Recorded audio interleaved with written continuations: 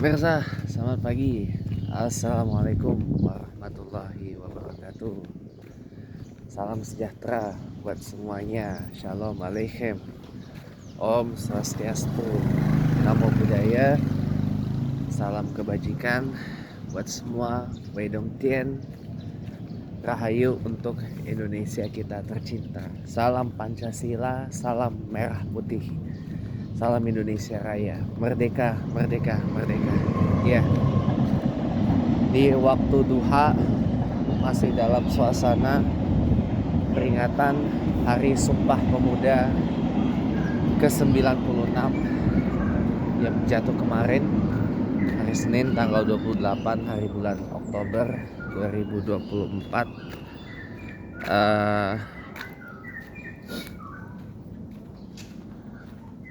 Saya barusan baca, Mas Ading, barusan baca satu unggahan menarik di IG tadi. Unggahannya ini nyolok sih, bicara tentang pendidikan gitu. Pendidikan dan pembangunan pemberdayaan generasi muda Indonesia. Saya ada cita-cita loh kalau one day ya saya jadi presiden di sini di Indonesia ya. Saya tuh pengen ada kementerian. Jadi kementerian yang pemuda itu bukan dibarengin sama olahraga, tapi pemuda itu dibarengin sama Kementerian Pendidikan. Kan ini kan Kementerian Pendidikan kan di-split jadi 3 di era Presiden Prabowo Subianto, ya kan? Yang lapis 1 ada Kementerian Pendidikan Dasar Menengah, Kemendikdasmen. Yang kedua kan Kementerian Pendidikan Tinggi, Sains dan Teknologi, Kemendikti Sains-Tek. Yang ketiga kan Kementerian Kebudayaan, Kemenbud. Nah kalau saya jadi presiden satu hari nanti saya gabung lagi, tapi ditambah. Nah pemuda dan pengelolaan SDM itu jadi ditangani oleh Kementerian Pendidikan, ya. Kemudian yang relevan dengan pembangunan SDM misalkan kayak BNSP, Badan Nasional Sertifikasi Profesi. Itu saya nggak tahu kenapa lebih senang di bawah Menteri Pendidikan. Kalau saya mau ngomong terus terang ya, ketimbang di bawah koordinasi langsung Presiden. Ya, saya lebih senang BNSP di bawah Menteri Pendidikan. Kenapa? Karena untuk sertifikasi profesi ini kan ada pendidikannya dulu, baru bisa seseorang mendapatkan profesi yang certified gitu. Nah jadi mana ya, kita gak usah menyalahkan gitu loh kurikulum Merdeka, mantan menteri Nadiem Makarim atau gimana. Kita gak usah menyalahkan itu teman-teman. Sebagaimana yang saya sampaikan beberapa waktu yang lalu ya, kenapa ujian nasional itu dihapus? Karena mohon maaf ya, saya ini juga mengalami yang namanya ujian nasional. Orang menganggap ujian nasional ini sebagai sebuah horor yang menakutkan. Zaman saya dulu, ujian nasional itu berperan untuk kelulusan. Ya, ujian nasional adalah penentuan lulus enggaknya peserta didik itu dari jenjang tertentu, dari SD ke SMP, dari SMP ke SMA, dan dari SMA ke setelahnya gitu. Itu kan lewat UN, ujian nasional pada waktu itu. Itu kejadiannya ya. Nah, mohon maaf lahir maaf lahir dan batin ya teman-teman ya. ini ujian nasional yang dulu berperan sebagai penentu lulus tidaknya orang dari jenjang ke jenjang pendidikan yang berikutnya. Ini mohon maaf, banyak banget yang bikin hal tersebut jadi rusak. Ya. Ujian nasional ini kan adalah assessment sebenarnya. Assessment dari layak enggaknya seseorang ini lulus dari jenjang pendidikan ke jenjang pendidikan berikutnya. Kita kalau mau lulus S1 aja ada tugas akhir, ada penelitian, ada skripsi biasanya. Ada ujiannya juga. Baru seseorang itu bisa dinyatakan lulus enggaknya ujian itu.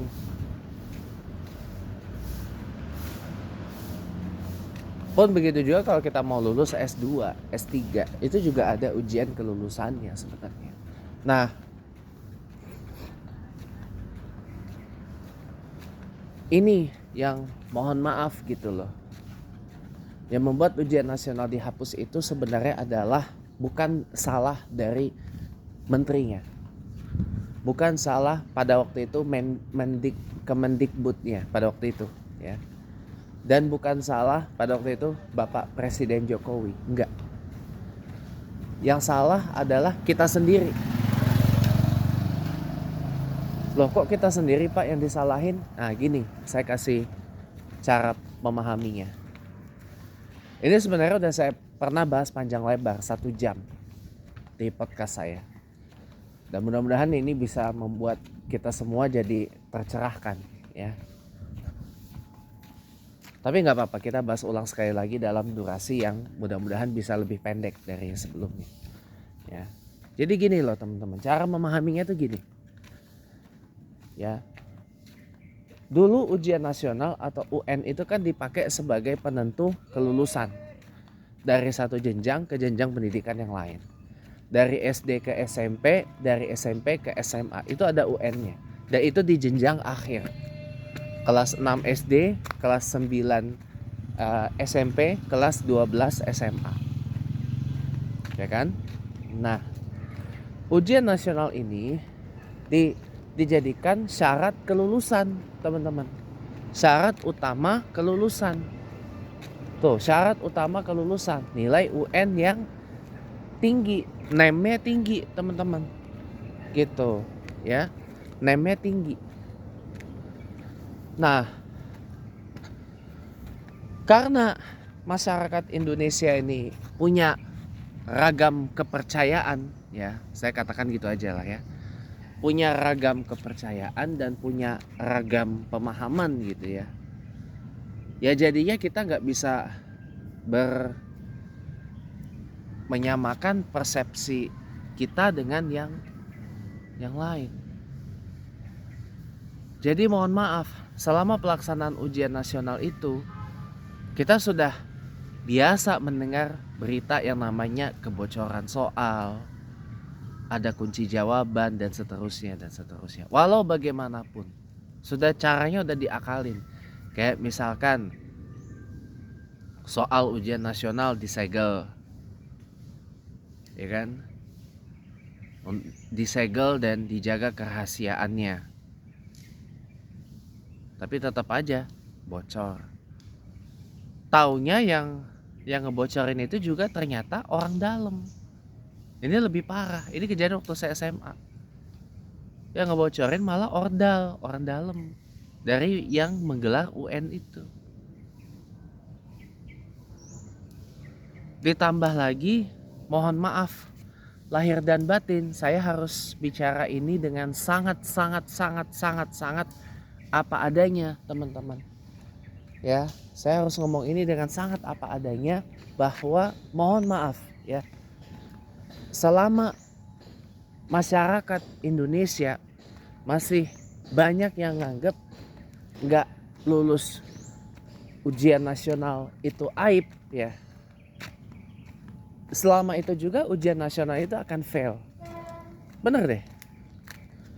Kita sudah mengadakan ujian nasional itu bertahun-tahun sebelum akhirnya dihapus for good tahun 2021 kalau nggak salah ya. Jadi apa ya, boleh nggak saya bilang sebenarnya kita sendiri yang menjadi faktor UN itu dihapus. Kita sendiri loh yang menjadi faktor UN itu dihapus. Kenapa? Karena kita sebagai masyarakat Indonesia nggak siap untuk dididik berani gagal. Kita sebagai masyarakat Indonesia tidak dididik untuk siap gagal, siap gak berhasil. Gitu loh. Kita sebagai masyarakat Indonesia tidak dididik untuk berani gagal. Kita selalu menganut doktrin takut gagal, takut gak berhasil. Gitu loh. Sehingga ketika kita gagal satu, taruhlah misalkan ujian nasional, ini adalah sebuah aib. Jangankan ujian nasional deh, tinggal kelas aja pun, dulu kan masih ada tuh sistem naik tinggal kelas. Kalau ini kan sekarang semua naik kelas ya kan.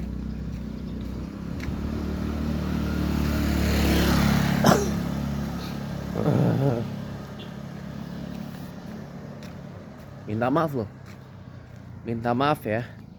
Selama kita masih menganggap kita tinggal kelas itu adalah sebuah aib, ya percuma juga. Gagal UKK, ujian kenaikan kelas, itu gak ada gunanya juga.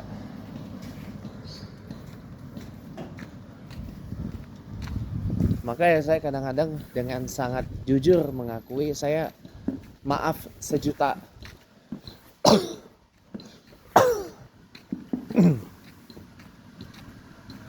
Maaf sejuta maaf gitu ya teman-teman ya. Kadang-kadang kita ini terlalu asyik menyalahkan pemerintah, menteri, ini dan itu untuk satu hal yang sebenarnya salahnya itu ada di kita sendiri, teman-teman. Sebagai contoh lagi, kita kerap kali menyalahkan pemerintah soal lapangan kerja. Dan kadang kita dorong desak pemerintah untuk segera membuka banyak lapangan pekerjaan. Ini kan yang lazim kita dengar hari-hari belakangan ini, ya. Kita dorong desak pemerintah untuk menciptakan banyak lapangan kerja. Bener gak? Jawabannya benar. Karena itu yang kita dengar belakangan ini. Nah, percaya sama saya. Percaya sama saya, Indonesia ini sebenarnya nggak kekurangan talenta, nggak kekurangan orang-orang yang terampil, nggak kekurangan orang-orang yang berbakat, nggak kekurangan orang-orang yang hebat, nggak kekurangan orang-orang yang berkualitas. Banyak orang-orang yang bisa didorong berkarya gitu loh sebenarnya.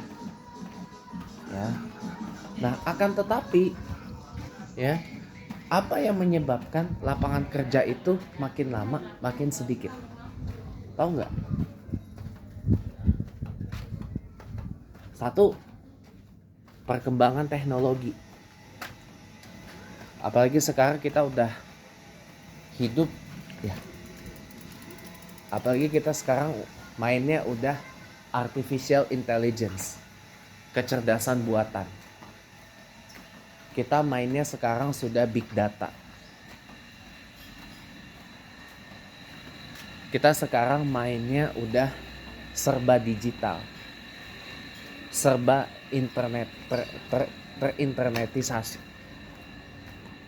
Kita mainnya sekarang sudah sudah ke teknologi yang lebih tinggi lagi.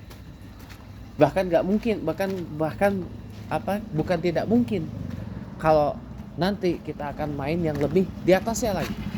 Apa itu? Bukan hanya humanoid, tapi android, robot yang 100% sama dengan manusia, nyerupai manusia dengan sempurna. Itu loh. Itu satu faktor yang membuat lapangan kerja makin lama makin sedikit. Yang kedua, dalam konteks Indonesia ya, apa yang menyebabkan orang itu bisa bekerja, hanya sedikit yang bisa dapat lapangan pekerjaan. Kamu tahu nggak penyebabnya apa?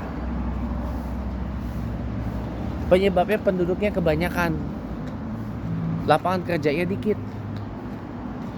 Nggak ngelihat itu. Jadi proporsi antara penduduk dengan ketersediaan lapangan kerja itu dikit banget. Itu nggak imbang, teman-teman. Jadi misalkan penduduk Indonesia, taruhlah misalkan 280 juta jiwa. Sementara lapangan pekerjaan yang ada, yang dijanjikan oleh Wakil Presiden kita, Mas Gibran Rakabuming Raka, adalah 19 juta lapangan kerja. Nah, sekarang bandingin aja lah. 19 juta lapangan kerja yang dijanjikan berbanding dengan 280 juta penduduk Indonesia. Ah, gimana itu? Waktu zaman Pak Jokowi kampanye Pilpres 2019 dan sudah terbit itu undang-undang Omnibus Cipta Kerja, akan membuka puluhan juta lapangan kerja. Saya mau bilang gini, mau puluhan juta lapangan kerja, 19 juta lapangan kerja berbanding dengan populasi Indonesia yang ratusan juta ini, ya, rasanya kok jauh ya.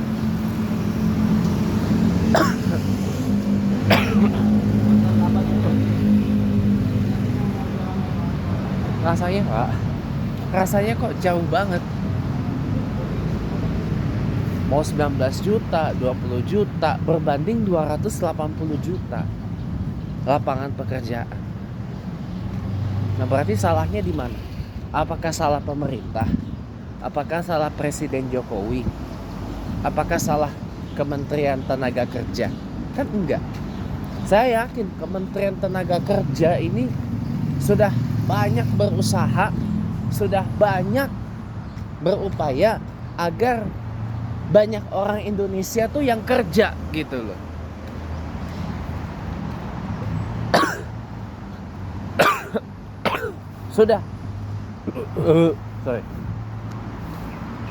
Sudah berupaya banyak agar pengangguran di Indonesia tuh bisa ditekan gitu loh.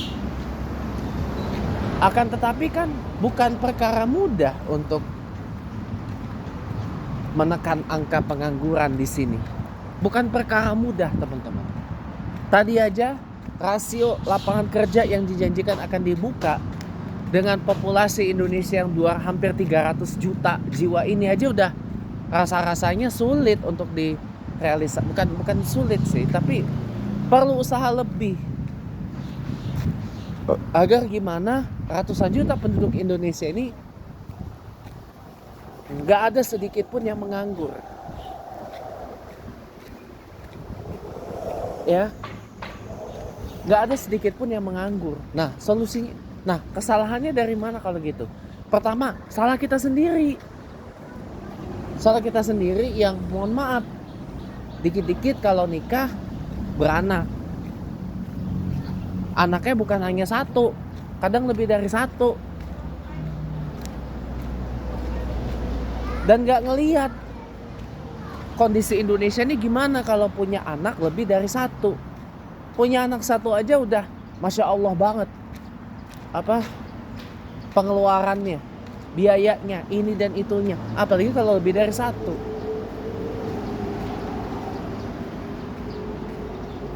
Coba itu bayangin, ya, itu berarti salahnya dari mana? Salah kita yang gak ngerti, ya, cuma bisa nambahin populasi tapi gak bisa nambahin peluang terbukanya banyak lapangan pekerjaan. Lalu gimana solusinya? Apa kita hanya terus-terusan menyalahkan pemerintah? Kan enggak, ya, kan enggak gitu loh. Solusinya apa? Ya dimulai dari skala yang paling mikro. Dimulai dari RT RW. Gimana caranya agar warga satu RT satu RW itu bisa tampil menjadi tenaga kerja terampil. ya adakan pelatihan kayak apa gitu. Kalau uang di anggaran RT dan RW-nya ada lebih, ya jangan pelit-pelit, jangan dikekep gitu loh. Dikasih buat modalin orang-orang di situ untuk berwirausaha. Dengan tumbuhnya wirausaha skala mikro, wirausaha RT RW, ya, insya Allah dengan sendirinya akan banyak lapangan kerja yang terbuka dan makin banyak orang yang kerja, makin banyak orang yang berpenghasilan. Nah dari situ kita timba ilmunya, kita nimba ilmu, kita belajar, kita serap dari orang yang kita kerja itu. Siapa tahu kita juga tumbuh bakat wirausaha, kita bisa membuka usaha baru lagi, dan begitu terus. Itu baru namanya membangun ekonomi kerakyatan. Jadi ekonomi kita harus dibangun dengan sistem bottom up, bukan top down, bottom up. Dibangun dari bawah, dibangun dari rakyat. Kan kita ekonomi kerakyatan judulnya, bukan ekonomi korporat. Yang terjadi ini adalah ekonomi korporat, ekonomi korporasi. Jadi sistemnya bukan bottom up tapi top down yang terjadi sekarang ini. Gitu loh. Jadi kesalahannya adalah di sistem ekonomi yang pembangunan ekonomi yang sistemnya top down, bukan bottom up. Jadi dari atas, dari korporasi, dari elit-elit ekonomi, bukan dari rakyat. Itu penyebab apa yang terjadi menyangkut dengan masalah tenaga kerja. Nah, yang berikut, kembali ke yang tadi, kembali ke masalah UN tadi, pendidikan tadi. Ya. Kesalahannya ada di kita sendiri, bukan salah menterinya, bukan salah institusinya. Ya, justru saya kenapa ngebela mantan menteri Nadiem Makarim untuk menghapus ujian nasional itu, dan kalau bisa untuk sekarang jangan dulu dihidupkan lagi, dan jangan ada pemikiran untuk menghidupkan lagi yang namanya UN atau ujian nasional. Belum waktunya.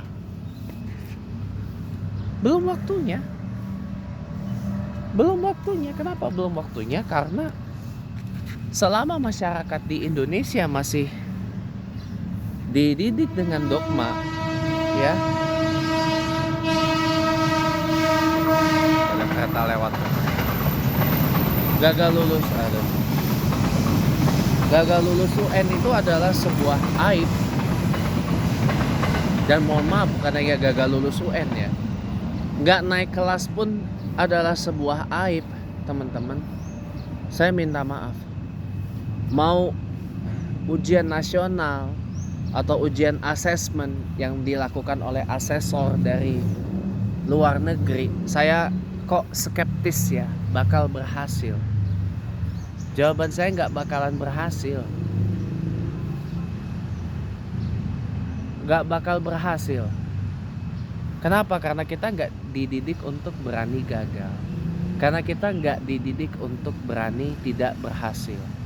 Karena kita dididik untuk selalu berhasil. Kita dididik untuk selalu sukses, selalu lulus.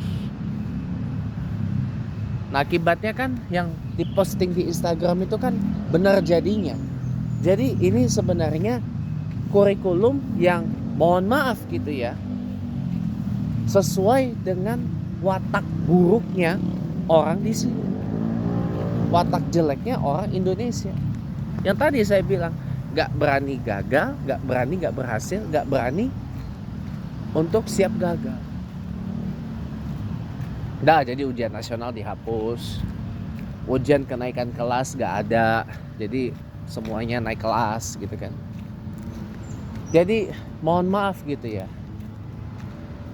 ini juga dibarengi dengan sistem pendidikan yang masih berpusat kepada administrasi, ya berkaitan dengan pengadministrasian. Jadi istilahnya tuh masih administration based atau administration centered education system. Sistem pendidikan yang berpusat kepada administrasi. Jadi beban buat guru, beban buat Kepsek, beban buat pihak sekolahnya juga untuk memenuhi kebijakan-kebijakan administratif tertentu. Nah ini kan bagi saya nggak make sense gitu loh. Jadi seakan-akan mohon maaf gitu ya. Sekolah itu kok jadi kayak apa ya? Kantor dinas pendidikan, kantor disdik, ya kan yang orientasinya hanya administrasi aja. Nggak bisa begini teman-teman. Makanya kemarin saya jujur mengapresiasi ketika Presiden kita Pak Presiden Prabowo Subianto ya memanggil Mendikdasmen Profesor Kiai Haji Abdul Mukti dan juga Mendikti Saintek ya Profesor Surya Brojonegoro untuk mengevaluasi sistem pendidikan kita. Itu saya salut loh. Saya terima kasih. Ya. Kurikulum Merdeka ini bukan diganti. Saya mengatakan gini. Berhentilah dengan sebuah presiden ya, ganti menteri, ganti kebijakan. Jangan. Kurikulum Merdeka, kampus Merdeka tetap jalan, tapi disempurnakan, dibagusin. Kalau yang kurang diperbaiki, gitu loh. Jadi mohon maaf ya, kalau masalah ujian nasional ya, selama orang di sini masih gak dididik untuk berani gagal, gak siap gagal, mohon maaf gak bakal bisa. Orang gak lulus, maaf ya, orang nggak naik kelas aja dianggap aib kok. Ya, orang nggak naik kelas aja itu dianggap aib, teman-teman. Orang nggak naik kelas itu dianggap aib. Aib. Serius. Saya nggak bohong. Orang nggak naik kelas itu dianggap aib. Apalagi orang nggak lulus UN.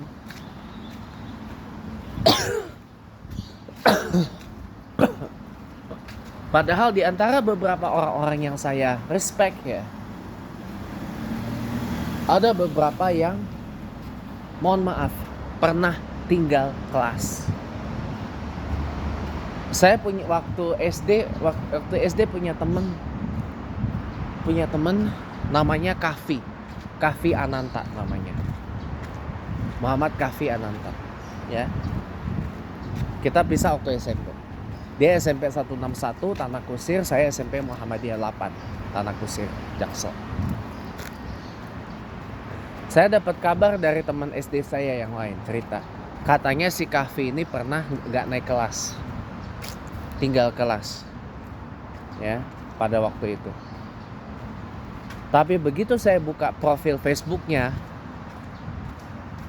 saya lihat, wih, ini orang udah keren banget ini, udah bukan hanya jadi sekedar pengajar bahasa Inggris nih, bukan hanya sekedar guru bahasa Inggris, tapi dia termasuk satu dari pemilik dan tim dari sebuah kursus bahasa Inggris. Padahal nih orang pernah tinggal kelas, keren banget asli. Ya, itu teman saya. Ya. Kemudian Anda tahu Ciputra nggak? Insinyur Ciputra. Kamu tahu? Ya, almarhum Ciputra. Ciputra itu ya, dalam satu cerita dikatakan gini. Ciputra itu umur 12 tahun masih kelas 2 SD. Berkali-kali dia nggak naik kelas. Kenapa? Karena dia merasa bagi dia belajar bahasa Inggris, belajar bahasa Belanda, belajar bahasa Mandarin, Tionghoa pada waktu itu gak penting buat dia. Dia hanya mau belajar bahasa Indonesia. Saking cintanya dia sama Indonesia, tahu gak? Almarhum Ciputra itu. Makanya 12 tahun dia masih kelas 2 SD. Tapi dibalik itu semua, dengan tentu saja dengan usaha dan kerja kerasnya lah ya, bukan dengan rebah-rebahan, ya, bukan dengan rebah-rebahan, bukan dengan goler-goleran, bukan dengan berhalusinate ini dan itu, ya. Halusinate itu halusinasi, ya. Ciputra tuh bisa menjadi seorang developer properti yang wah banget. Bisa jadi pengembang properti dan seorang kolektor seni yang wah banget. Bayangin. Padahal umur 12 tahun tuh mestinya, mohon maaf ya, udah SMP ya. Saya aja lulus SD itu umur 12 tahun. Kelas 6 SD. Ini masih kelas 2 pada waktu itu. Saya, waduh. Kamu tahu yang namanya Harlan Sanders, pendiri KFC yang kita makan, ayam goreng tepung yang kita makan, yang menjadi benchmark dari ayam goreng tepung yang lain selain McDonald's, ya, dan A&W, tahu nggak? Oke, nah, gini. Harlan Sanders, saya beritahu Anda baik-baik, ya.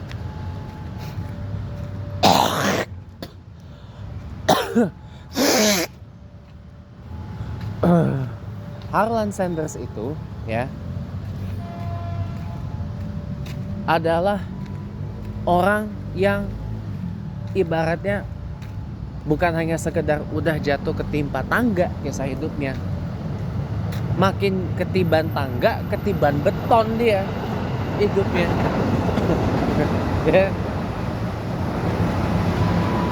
Ya kita tahu sendirilah kisah hidupnya Harlan Sanders itu bagaimana. Tapi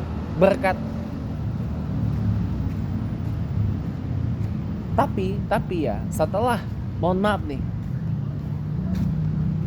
dia menggoreng ayam ke sana kemari, nawar ini ke sana kemari, ke restoran ini ke sana kemari gitu ya. Harlan Sanders. Akhirnya apa? Dia mendirikan sebuah ini sendiri. Namanya KFC, Kentucky Fried Chicken. Ya. Dan berhasil di usia yang sudah tidak muda, 65 tahun.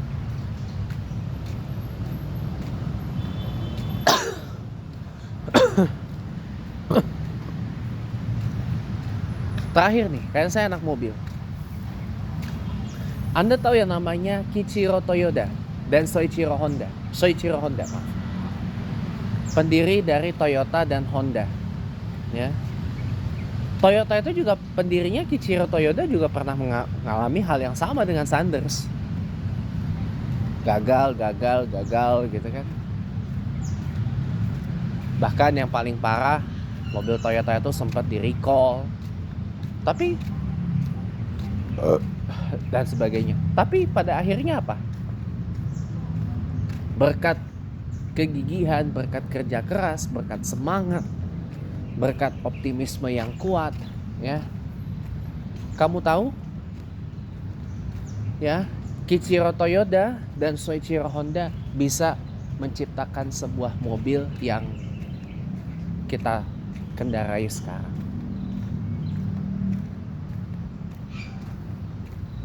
Ya.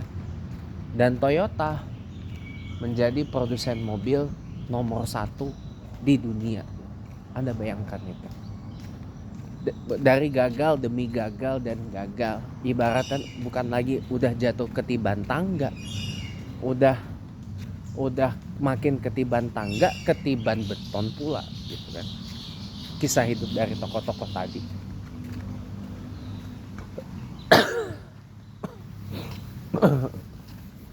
sayang sejuta sayang, tapi saya harus berbicara ini dengan apa adanya dan dengan nada yang sedih gitu ya. Kita di Indonesia tidak dididik untuk itu. Tidak dididik untuk berani gagal. Makanya ujian nasional itu kan ditiadakan. Ujian nasional dihilangkan, ujian kenaikan kelas dihilangkan. Karena kita nggak siap gagal. Kita didoktrin untuk selalu berhasil, selalu sukses, ya, selalu berjaya. Itu doktrin, dogma kita seperti itu, yang menyebabkan inilah yang menjadi asbab utama bobroknya sistem pendidikan di negara kita. Kita sendiri yang buat, bukan orang lain. Kita sendiri, harus kita akui. Kawan, berani jujurlah bahwa kita sendiri yang menyebabkan sistem pendidikan kita jadi seperti ini, bukan orang lain. Kita sendiri yang menyebabkan sistem pendidikan kita jadi begini, ya.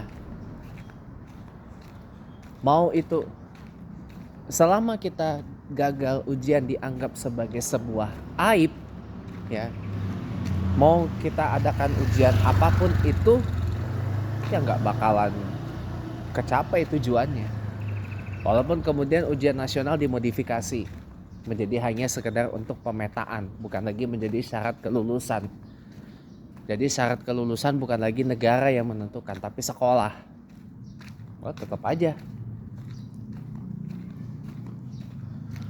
Kemudian berubah lagi, ujian nasional digelar di jenjang menengah, bukan lagi di jenjang paling atas, paling akhir. Kelas 3 SD, kelas 11 SMA, kelas 8 SMA dan kelas 8 SMP, belibetan, dan kelas 11 SMA gitu. Jadi saya khawatir ya. Saya punya kekhawatiran loh. Kayak dari tadi tuh saya nggak mau tidur lagi tuh nggak bisa, teman-teman. Karena saya khawatir. Saya punya rasa kekhawatiran, saya punya rasa kesedihan gitu loh, ya. Kita yang buat pendidikan kita begini, tapi kita kok malah menyalahkan pemerintah. Ya, harusnya kita berbenah diri. Kita muhasabah diri, teman-teman. Ya. Kita yang nggak siap gagal, kita yang nggak siap nggak berhasil, kita yang nggak siap nggak sukses, kita yang nggak siap untuk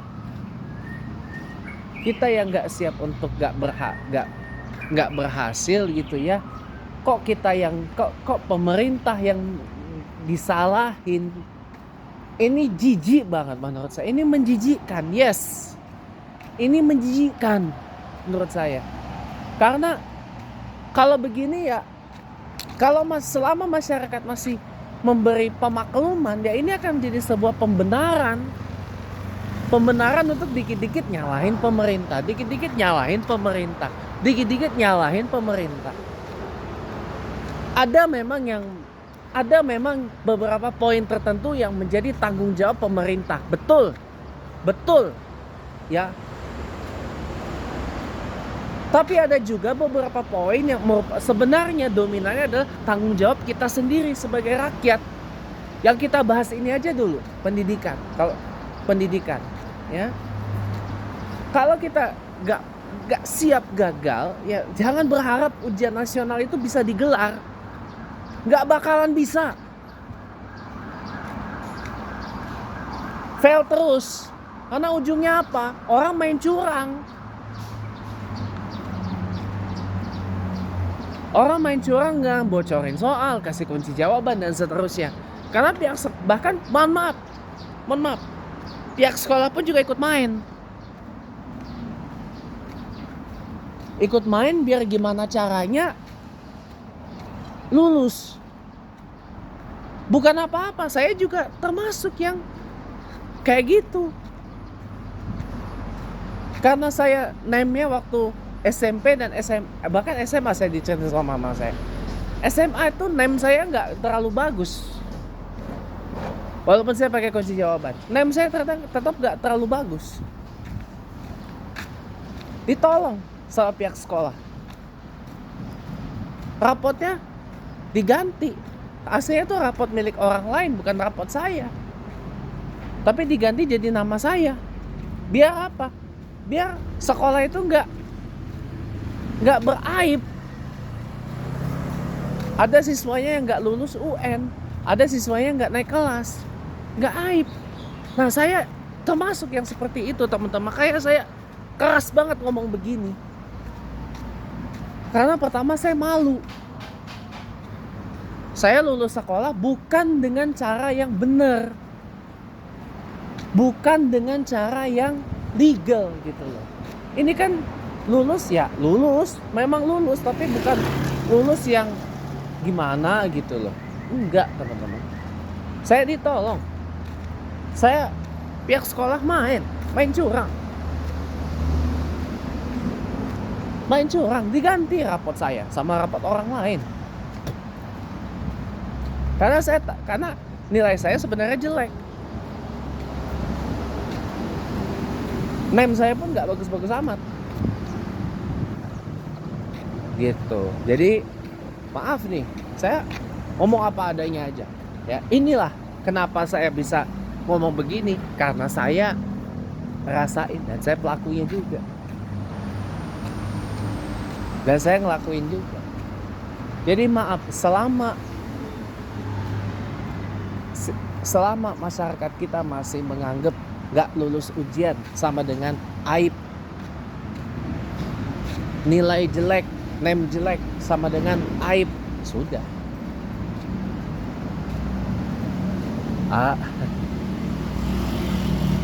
Kalau saya mah begitu aja, simple. You mau bilang untuk inikah, mau berelebay ini itu apa segala macem ya, nggak bakal kena, karena nggak bakalan keterima juga pembenaran. Dan akibatnya apa? Masyarakat hanya bisa mencari pembenaran untuk blame the government, untuk menyalahkan pemerintah. Padahal kesalahan dari pendidikan kita yang amburadul gak karuan ini ada di kita sebagai rakyat. Nah begitu juga dengan kenapa kok lapangan kerja makin dikit sementara penduduk makin banyak. Kesalahannya di kita sendiri juga. Nambahin penduduk, nambah jumlah populasi, tapi gak lihat kondisi negara kita bagaimana, beban ekonominya, beban keuangannya.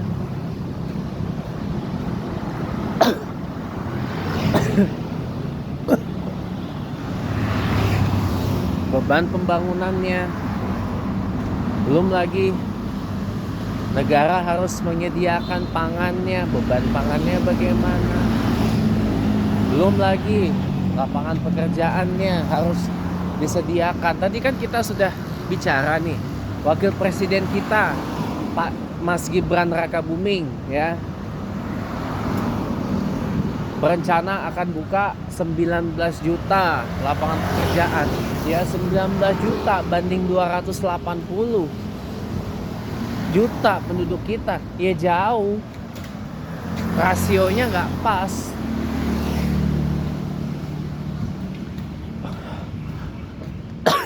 Kita nggak usah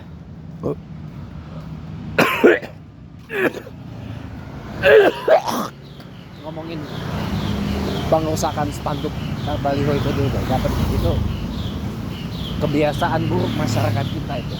Nggak usah, kita nggak usah ngomongin itu. Itu kebiasaan buruk, nggak baik. Ya, kita nggak ngomongin dulu tentang Pilgub Jakarta. Kita ngomongin ini dulu, ya. Rasio penduduk dengan ketersediaan lapangan kerja itu nggak imbang, teman-teman. Kalau penduduk kita 280 juta, berarti lapangan kerja yang harus tersedia rasionya harusnya tidak kurang dari jumlah penduduknya. Berarti apa? Minimal harus penduduk usia produktif kita berapa juta? Dari 200 kan nggak 280 juta itu adalah penduduk produktif semua toh, ya. Ada yang nggak produktif. Nah, sekarang dihitung berapa dari 280 juta yang usia produktif. Lalu coba buka lapangan kerja sesuai dengan jumlah penduduk usia produktifnya itu. Taruhlah misalkan dari 280 juta penduduk produktifnya. Ya. Aduh. Jam 9 ada meeting saya. Ada meeting dengan bisnis dengan orang Amerika. Saya lupa. Nah, usia produktif kita berapa misalkan? 100 juta penduduknya. Misalkan, ini misal. Dari 280 juta ada 100 juta penduduk kita usia produktif. Ini misalkan. Ya. Misalkan, saya belum lihat lagi data dari BPS ya. Dan data dari Kementerian Dalam Negeri. Saya belum membuka data sebabnya. Usia produktif kita berapa? Taruhlah 100 juta, taruhlah. Ya berarti harus buka untuk 100 juta orang dong. Nggak bisa nggak imbang. Nggak bisa kita buka 19 juta lapangan kerja untuk penduduk usia produktif kita yang jumlahnya nggak banyak banget, gitu kan. Jadi kesalahan kita adalah nambah populasi tapi nggak lihat kondisi negara kita seperti apa. Ini ya juga yang menyebabkan kenapa ketersediaan lapangan kerja dikit. Gitu. Jadi sebenarnya ada beberapa hal yang memang domain tanggung jawabnya adalah dominan tanggung jawab kita sebagai masyarakat. Contohnya di bidang pendidikan, ketenaga kerjaan, ya, ketenaga kerjaan. Kemudian masalah kerukunan umat beragama. Nah, ini juga penting. Seringkali kita menyalahkan, ini pemerintah ini gini. Lah, bukan begitu caranya. Dan juga jangan menyalahkan umat Islam secara umum. Jangan, teman-teman. Misal nih, seringkali ada saudara-saudari kita yang di luar Islam. Mereka pengen bangun tempat ibadahnya. Mereka pengen beribadah. Tapi dihalangi, dibatasi. Salah siapa coba? Salah individunya. Salah orangnya. Ngapa orang pengen beribadah, ngapa orang pengen berdoa, lu larang-larang. Emang lu siapa? Gitu loh. Kadang-kadang saya juga prihatin, ketua RT, ketua RW juga ikut main. Lah, hancur udah persoalan. Bener gak? Hancur persoalan. Iya. Jadi sorry to say. Ini juga kesalahan kita. Harusnya gini, saya kasih paham nih, ya. Kerukunan antar umat beragama itu domain kita sebagai masyarakat. Masyarakat siap nggak berdampingan, membiasakan diri hidup dengan mereka yang berbeda agama, keyakinan dan keimanan dengan kita. Mau siap rukun apa enggak? Kalau nggak siap rukun, ya akan begini terus, akan ribut terus. Gitu. Masalah orang mau menyembah satu Tuhan, kita di Islam menyembah hanya satu Tuhan. Kalau ada orang yang menyembahnya Tuhannya lebih dari satu, ya sudah, itu iman mereka, itu akidah mereka, itu ajaran mereka, ya sudah, selesai persoalan toh. Jadi rukun aja, ya kan? Salahnya ada di kita. Kenapa kita nggak mau rukun? Kita nggak mau ngebiasain berbeda dengan mereka. Simple, ya kan? Gak melulu kita harus nyalahkan pemerintah, apalagi ya masalah Oh demokrasi, ya ini tanggung jawab bersama teman-teman. Kalau demokrasi itu tanggung jawab bersama. Kitanya sebagai rakyat harus terbiasa dengan perbedaan pendapat, perbedaan pandangan, perbedaan cara berpikir, perbedaan opini, perbedaan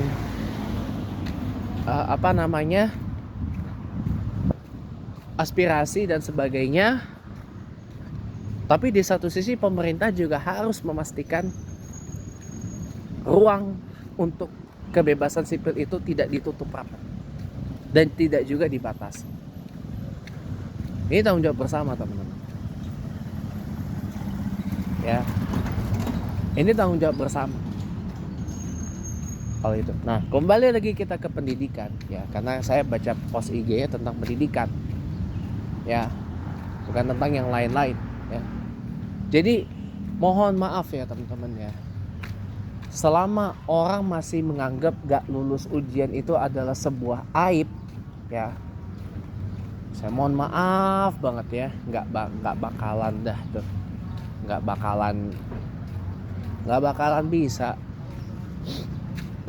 bisa mau ujian nasional kayak atau ujian assessment yang digelar oleh pihak luar negeri untuk memetakan kualitas pendidikan di Indonesia, kualitas di sekolah A, sekolah B, sekolah C, sekolah D. Itu kayak gimana kualitasnya, atau si murid, atau kalau kita bicara quality control kayak apalah itu namanya, quality control apalah itu namanya, nggak bakal ngena di sini, nggak bakal ngena. Nah berarti apa? Perbaikan sistem pendidikan di Indonesia dimulai dari kita sendiri. Kita sendiri yang harus memandang bahwa gak lulus ujian itu bukan sebuah aib. Gagal itu bukan sebuah aib. Gak berjaya, gak berhasil itu bukan sebuah aib. Ya, itu yang harus kita tanamkan. Gak perlu kita sampai depres cuman gara-gara gak lulus ujian. Jangan, gak usah.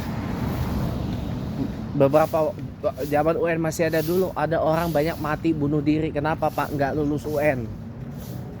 Orang gak lulus UN mati bunuh diri. Nauzubillahimin dzalik, udah masuk neraka lah itu. Benar, ini benar. Saya ngomong benar apa adanya.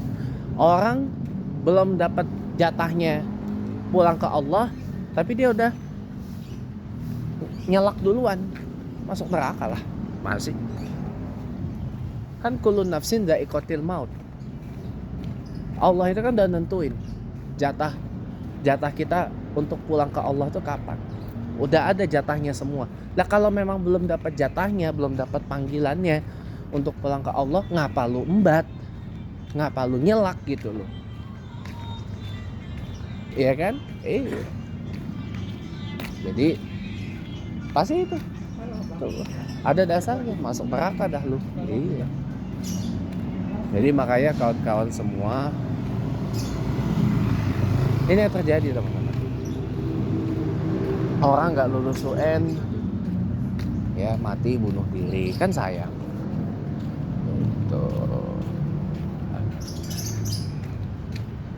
Itu dulu ya, itu dulu banget itu. Dulu banget. Tapi ya, kalau mau diadain lagi UN pun juga percuma. Ya. Jadi sebenarnya yang harus diperbaiki itu kita sendiri. Cara pandang, cara pikir kita tentang kegagalan ini harus dirubah.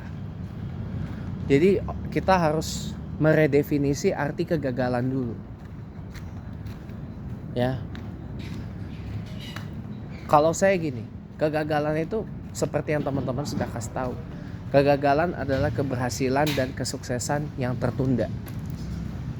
Pak Tung Desemwaringin pernah berkata gini, gak ada orang yang gagal. Yang ada hanya sukses atau coba lagi. Yang ada hanya berhasil atau kita belajar lagi. Either we succeed or we should try again. Either we pass or we should learn again. Itu kalau kata Pak Tung Desemwaringin. Dan itu benar, saya setuju dengan itu. Jadi ya itu sih cara pandang saya tentang kegagalan, failure gitu loh. Jadi ya mungkin ini aja sih yang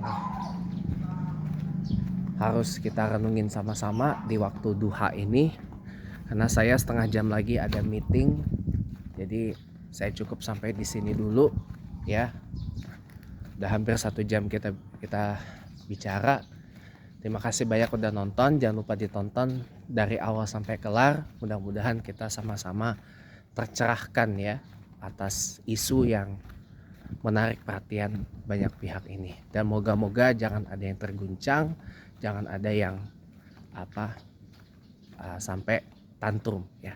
Selamat pagi, wassalamualaikum warahmatullahi wabarakatuh. Salam Pancasila, hidup Indonesia Raya.